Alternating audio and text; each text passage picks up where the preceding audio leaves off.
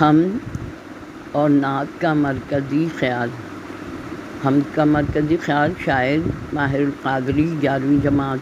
نعت کا مرکزی خیال شاعر اقبال عظیم 11ویں جماعت۔ حمد فکر و دانش کی ہے معراج خدا کا اقرار، یہی وجدان کی آواز ہے فطرت کی پکار۔ حوالہ: اس حمد کے تخلیق کار شاعر ماہر القادری ہیں، جن کی پیدائش 30 جولائی 1906 اتر پردیش ہندوستان میں ہوئی اور وفات 12 مئی 1978 کو سعودی عرب میں ہوئی۔ ان کی تصانیف میں کاروان حجاز، یاد رفتگاں، نغمات ماہر، طلسم حیات فردوس، مجموعات ماہر وغیرہ شامل ہیں۔ مرکزی خیال: ہر ذی شعور انسان اپنے عقل و شعور سے اس بات کا یقین اور تعین کر لیتا ہے کہ اس کائنات کی تخلیق اور ہماری دنیا کی تمام چیزوں کا خالق اور مالک صرف اللہ تعالیٰ کی ذات ہے۔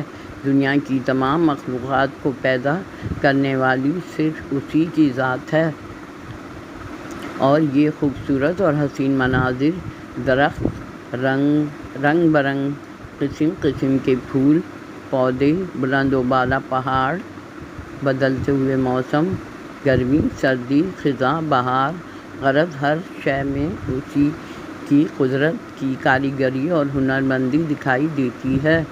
آبشاروں سے گرتے ہوئے جھرنوں کا ترنم ہو یا باغوں میں تمام پرندوں کا چہچہانا، سب اسی کی حاکمیت اور شان الہی کا مظہر ہیں، جو اللہ تعالیٰ کی حمد و ثنا کرتے نظر آتے ہیں۔ بادلوں کا گرجنا، بجلی کا چمکنا، بارش، جنگل، پہاڑ، دریا، سمندر، تمام چیزیں اسی کے وجود کی نشانیاں ہیں۔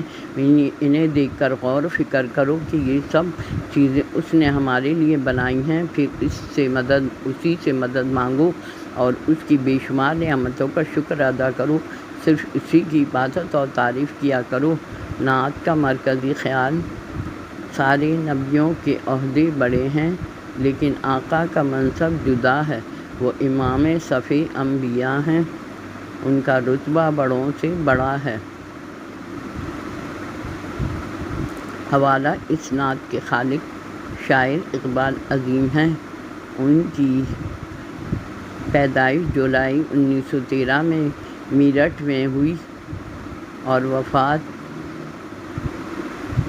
ستمبر 2000 میں کراچی میں ہوئی۔ لکھنؤ سے BA اور آگرہ سے MA کی ڈگری حاصل کی۔ شاعر اور ادیب تھے۔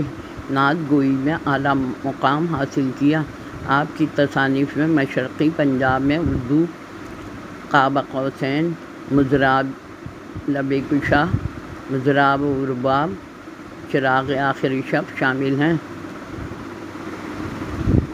مرکزی خیال: شاعر اپنی نعت میں ہمارے پیارے نبی صلی اللہ علیہ وآلہ وسلم کی شان میں تعریف اور مدح سرائی کرتے ہوئے کہہ رہا ہے کہ ہمارے نبی کا رتبہ اعلیٰ و عرفہ اور عظیم ہے۔